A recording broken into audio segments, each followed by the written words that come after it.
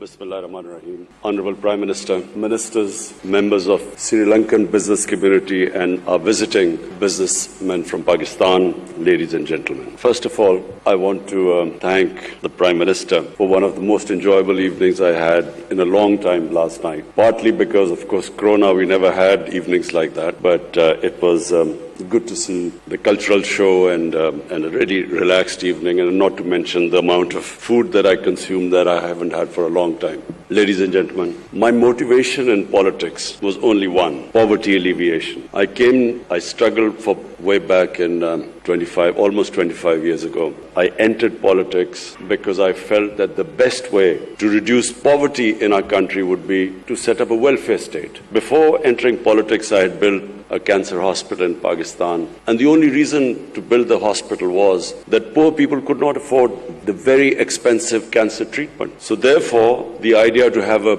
cancer hospital where a poor person could go in and not worry about the expensive treatment. But during that time when I was building the hospital, I began to realize that in a country of right now 220 million people, the only way you can help the majority of the poor people is if you build a welfare state. And so that was the motivation. And today I must say, I had a very good conversation with the President, because I realized that he also was motivated by poverty alleviation. And so the current problem in Pakistan which we face is food inflation. And so we were discussing, how to bring down the prices of food items. And so we came up, he told me how he went to China and he actually visited various farms from where he discovered that how the Chinese how they had reduced the gap between the wholesale and the retail. So previously, and in our country right now, what the farmers produce and what that produce is sold in the retail shops, there's a huge gap. And so the Chinese reduced that gap through technology. And so I must say, I thank the President, because I'm immediately going to go back and bring in technology to reduce this gap. The other way we can reduce poverty is through investment, is through promoting profitability, business. And so that's my second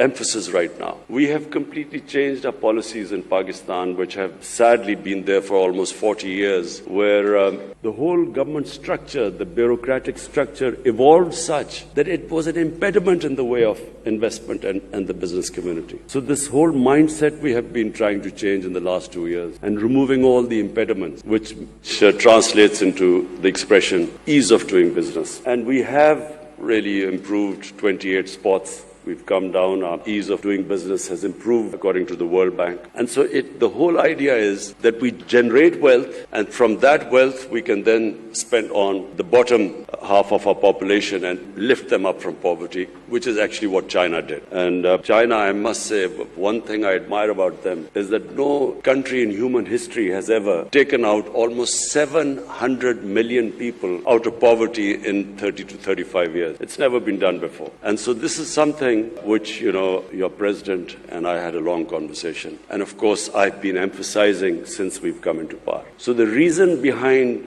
backing our businesses, the business community and investment, the final goal is to alleviate poverty. Create wealth, alleviate poverty. The third thing you need to create wealth in any country is stability, is political stability, is having good relationship with your neighbors. Because one thing which Sri Lanka and we have had in common is that whenever you have conflict or terrorism, as Sri Lanka and Pakistan suffered from, then the first thing that it affects is the business climate, is investment, and in your case, tourism. In Pakistan also, but our tourism, of course, is not as developed as in Sri Lanka. But tourism also gets affected, and of course, Sri Lanka has suffered from. So immediately when I came into power, I approached our neighbor, India, explained to them, to Prime Minister Modi, that the way forward for the subcontinent is for us to resolve our differences through dialogue and then improve our trading relationship and diffuse the tension. I didn't succeed, but I'm optimistic that eventually sense will prevail that the only way we in the subcontinent can get people out of poverty is have trading relationship, improve our trading relationship, live as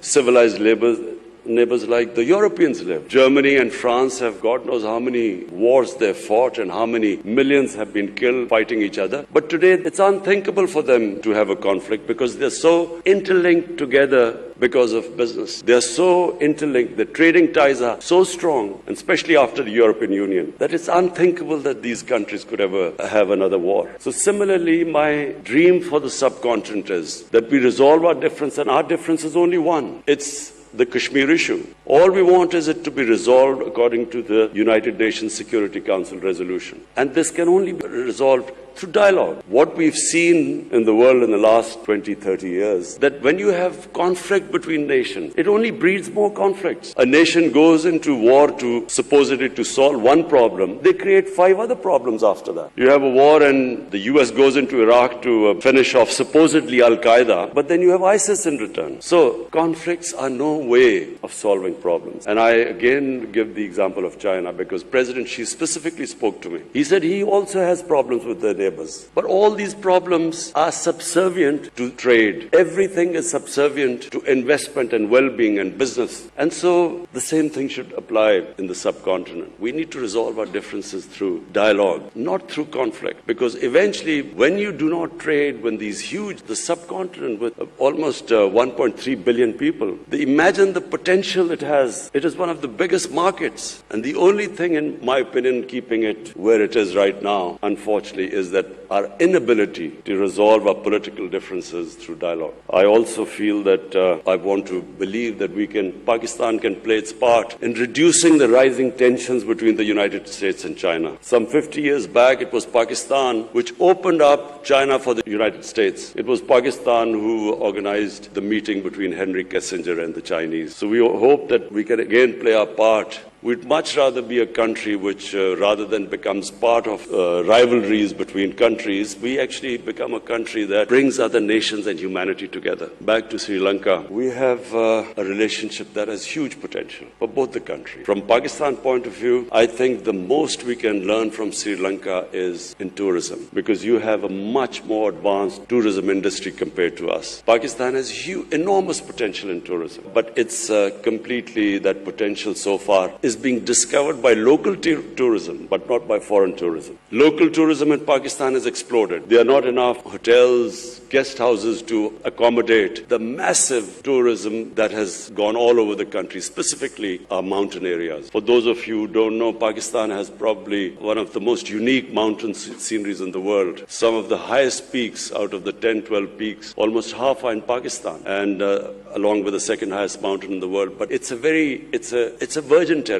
And why tourism has exploded in Pakistan? Because of the mobile phone. People go with a mobile phone, take pictures, put it on the Facebook, and that's how tourism has exploded locally. But I have been to a resort in Sri Lanka, and the way Sri Lankan tourism is on a different level to us. So therefore, I brought our tourism minister here, and we would like to have contacts with you in developing resorts in most of our, not just mountain areas. Pakistan also has probably the most undiscovered religious tourism. For people in Sri Lanka, what is of great interest is the Gandhara civilization. The Gandhara Buddhist civilization. North of Islamabad was the center of the Buddhist civilization. And we have discovered various new sites for Buddhist tourists to visit Pakistan. We had a group of South Korean monks coming in who now have shown great interest in a trail where we would make it for the Buddhist community to actually make a trail for them all over where they can visit various shrines.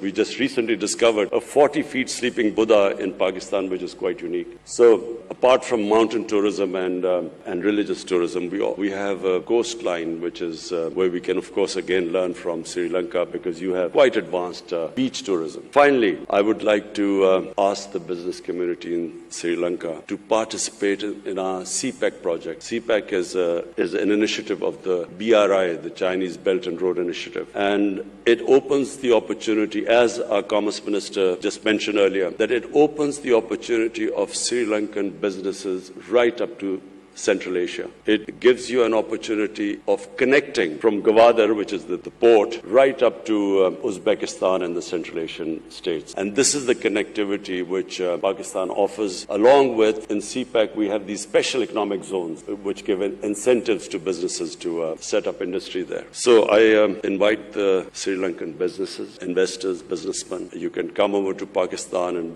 we'll be hosting you. Meanwhile, we brought our Pakistan business community community, top businessmen here, who will be interacting with you and discussing various ways which would be of mutual benefit to both of us, both the countries. I again thank the Prime Minister for inviting me to Sri Lanka. I extend my invitation to you, Mr. Prime Minister. We look forward to seeing you. And finally, about cricket, I saw the evolution of Sri Lankan cricket team from a non-test playing country into a country that actually won the World Cup in my hometown, Lahore. And I never thought I would see that happen. But the emergence of the Sri Lankan cricket team was actually, for us in the subcontinent, a source of great pride, because it meant that, it was another team which could challenge the best. And yes, the answer about more interaction in sporting relationship, yes, because nothing improves the standard in countries more than when you have countries playing each other in various sports. Number one, cricket, because this is a passion in both the countries. But in Pakistan, our squash teams have been of very high quality, and of course, our hockey team. So we would start our interaction in these areas too. Later on, of course, I'm going to a sports event, so I'll talk more about it there later on. Again, thank you. I want to thank our Ministry of Commerce and our Foreign Office for organizing this event. Thank you.